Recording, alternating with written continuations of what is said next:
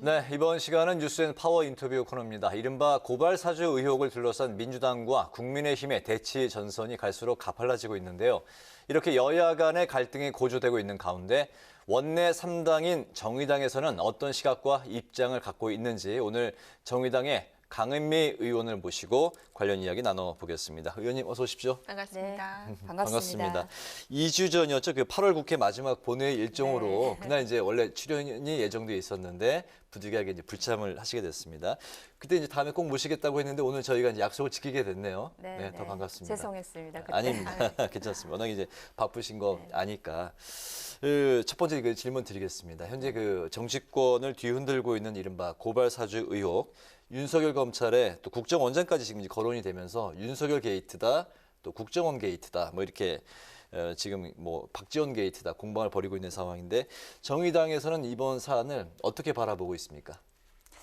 네, 윤석열 전 총장의 고발 사주 의혹이 사실이라면 검찰 권력을 사유한 정치 공작이자 명백한 범죄 행위입니다.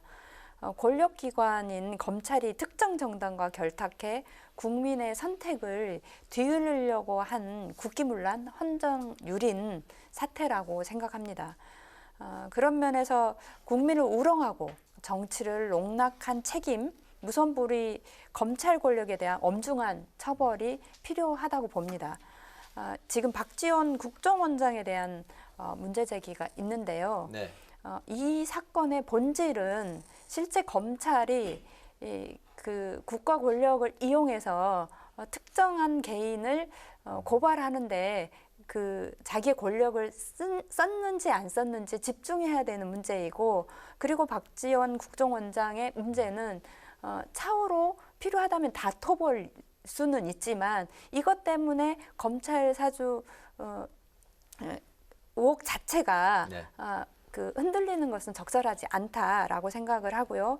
그리고 이제 공수처가 지금 수사에 착수해 있는 상황이고, 그래서 이제 윤 전 총장과 김웅 그리고 손준성 검사를 이제 입건한 상황이다 보니 그것에 좀 더 충실하도록 국회는 지켜보고, 오히려 지금 민생이 어려운데 국회는 그 민생을 해결하는 데 더 집중해야 되지 않을까 생각합니다. 고발 사주 의혹에 대한 수사가 이제 선순위다. 뭐 네, 그런 말씀이신 그렇습니다. 거죠? 알겠습니다. 네, 이제 또 다른 쟁점은 바로 언론중재법 개정안인데요. 당초 정의당도 국민의힘처럼 다른 야당과 함께 언론중재법에 대해서 강하게 반대 입장을 보이지 않았습니까? 네, 우선 법 개정 자체에 반대인지 아니면은 내용이나 절차상의 문제를 지적하시는 거지 어떤 쪽입니까? 네, 내용이나 절차상의 문제를 제기하는 겁니다. 네. 그러니까 소의 뿔을 바로잡으려고 하다가 소를 죽이는 우를 범하지 않을까 하는 강한 우려가 있습니다. 그러니까 이 실제로 그 잘못된 가짜 뉴스에 피해를 보는 피해자를 구제하는 것에 대해서는 충분히 동의합니다. 그런데 이 결국 언론의 기능이라고 하는 것이 실제 정말 이 사회에 구조적으로 권력형 비리나 또는 사회 곳곳에 있는 인권 유린의 문제를 언론이 고발하고 실제로 사회를 변화시키고 개선하는 데 엄청난 역할들을 하고 있는데, 결국은 그런 모든 언론에 재갈을 물리지 않을까라는 우려가 있고요. 특히 이제 언론에 계셔서 아시겠지만 실제 언론에서 기획 보도나 이런 것을 할 때 여러 가지 것 때문에 실제로 편집권자에게도 이거 적절하냐 이렇게 항의를 받지만 그럼에도 불구하고 그것을 고발을 해서 사회를 변화시키는 어떤 중요한 힘이 있는데, 이런 면에서 그것을 위축하는 것이 가장 큰 우려입니다. 네, 또 여야 8인 협의체가 쟁점 조항을 놓고 대치 중인데 여전히 평행선을 달리고 있습니다. 핵심적으로 수정이 필요하다고 보이는 부분은 어떤 부분이 있을까요? 일단 이 문제를 제기한 정의당이 당연히 포함을 했어야 하는데 그게 포함이 되지 않았고요.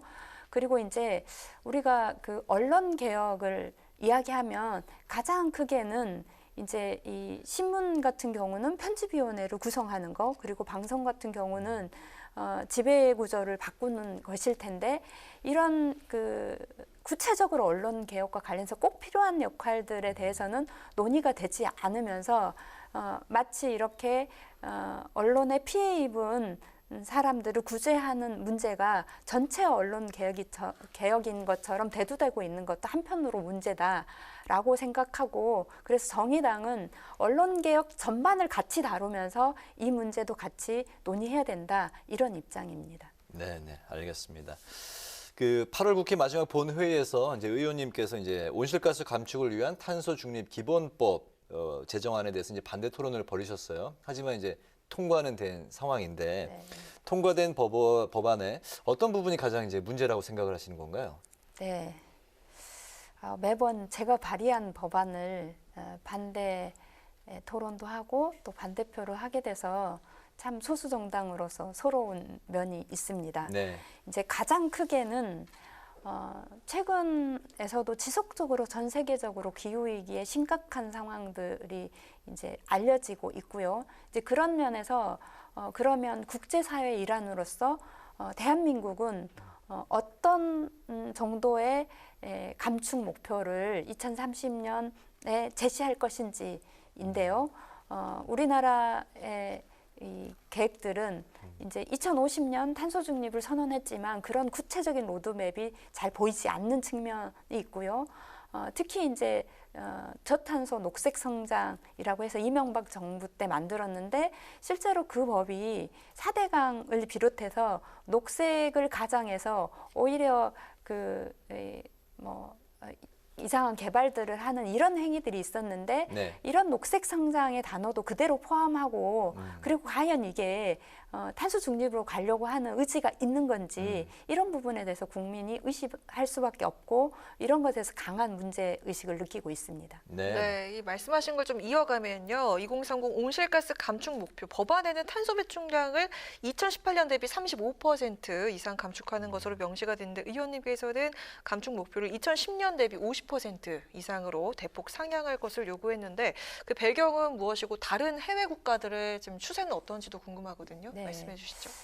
IPCC 공고안이 2010년 기준으로 해서 45% 감축입니다. 네. 그러면 우리나라 2018년 기준으로 하면 50.4%로 감축해야 하는데 우리는 그날 35% 이상이니까 벌써 15%가 차이가 나고요. 그렇군요. 특히 이제 우리가 감축해야 되는 시기에 감축을 제대로 하지 않음으로 해서 실제 IPCC 5차 보고서에서는 1.5도씨에 도달하는 시점이 52년일 거라고 그렇게 보고서를 냈는데 최근에 보고서에서는 1.5도씨 도달하는 시점이 2040년이라고 10년이나 줄어든 상황입니다. 네. 그래서 우리는 오히려 IPCC 공고한 45%보다 더 높은 목표를 세워야 하는데 너무나 낮은 목표를 세운 상황이고요.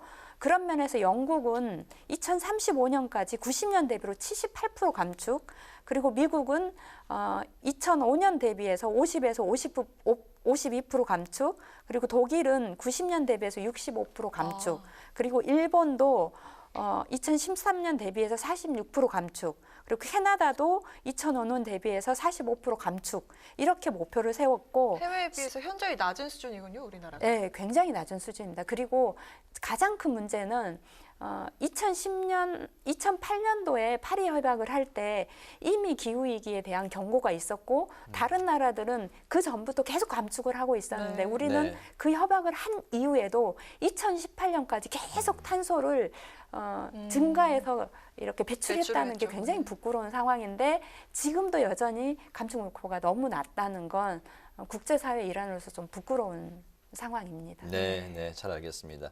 어제 그 정의당 여영국 대표가 20대 대선을 기후 대통령 선거를 만들겠다고 이제 이야기를 했는데요. 기후 변화 문제가 이제 국민의 삶과 직결된 맞닿아 있는 아주 그 중요한 사안이긴 합니다만 그만큼의 이제 관심을 받지는 못하는 것 같아서 좀 안타까운 마음이 있습니다.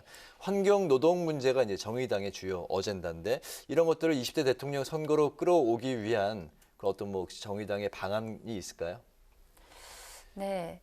최근 여론조사에서 뭐 보수나 진보를 떠나서 기후 문제를 해결하고 하는 대통령 후보로 뽑겠다라고 하는 것이 80%를 넘었습니다. 네. 그러니까 그만큼 시민들은 이미 기후 문제에 대해서 굉장히 관심이 높다고 보고요. 그런 면에서 거대 양당의 후보들은 정쟁만 일삼지 정말 이 시대의 심각한 문제인 기후 문제, 그리고 불평등 문제, 그리고 차별의 문제를 해결하기 위한 구체적인 방안들은 보이지 않습니다. 근데 그런 면에서 이 문제와 관련해서 가장 강점을 가지고 있고 중요하게 지금 현재 21대 국회에서도 뭐 중대재해처벌법이나 기후 정의법 등을 선도해 나가고 있는 정당이 정의당입니다. 네. 그런 면에서 저는 이후에 충분히 정의당이 이 기후 대통령을 뽑자. 그리고 정말 이 시대의 불평등을 해결하자라고 하는 것에 주목받을 수 있을 거라고 생각합니다. 알겠습니다. 정의당이 이제 어제부터 대선 후보 경선 이제 4파전을 이제 시작을 했죠. 네. 이달 말까지 이제 경선을 치르게 되는데 정의당 경선의 주요 관전 포인트는 어떤 걸까요? 네, 지금 현재 이제 4명이 출마했습니다. 심상정 의원, 그다음에 이정미 전 대표, 그리고 네. 황순식 경기도당 위원장, 그리고 김윤기 전 부대표 총 4명인데요. 네. 이제 대부분 정의당의 이 대통령 후보는 어차피 심상정 아니야? 이런 게 좀 있을 텐데 과연 정말로 정의당의 후보는 심상정이 될 것인지와 관련해서 조금 뭐 관전 포인트를 볼 수 있을 것 같고요. 네. 실제로 그다음에 이제 황순식 후보 같은 경우는 가장 어린 나이에 시의원이 됐고 그다음에 시의회 의장도 하는 경력이 있습니다. 그런 네. 면에서 또 이 새롭게 어느 정도 부각이 될 수 있을지, 그리고 이제 이정미 전 대표는 실제로 당 대표로 운영하면서 굉장히 안정적으로 운영을 했었습니다. 그런 네. 면에서 이정미 대표가 또 그런 역할들로 대두될 수 있을지, 그리고 이제 김용기 후보는 이제 평등과 생태의 문제를 적극적으로 제시하고 있는데 이런 부분에서 각자의 그런 장점들이 좀 잘 드러나고, 그래서 이제 이 정말 정의당이 심상정 후보 이외에 다른 후보들이 다시 새롭게 그 시민들에게 정치인으로서 대두되고 이럴 수 있는 뭐 것일지, 네. 이런 것들이 중요한 관전 포인트가 될 것 같습니다. 네네. 어쨌든 정치가 이제 좀 젊어지고 있고 이준석 당대표의 이제 네. 그 당선으로 뭐 젊은 세대들인 정치인이 많이 관심을 갖고 있는 상황에서 정의당에서는 황순식 경기도당 위원장이 뉴페이스로 좀 부각하기를 바라는 그런 희망이 있군요. 네네네. 네, 알겠습니다. 오늘 그 뉴스의 이제 파워 인터뷰는 여기서 이제 마쳐야 될 것 같은데 마지막으로 꼭 하시고 싶으신 말씀이 있으시면은 잠깐 하셔도 좋습니다. 한 네. 1분 정도. 네.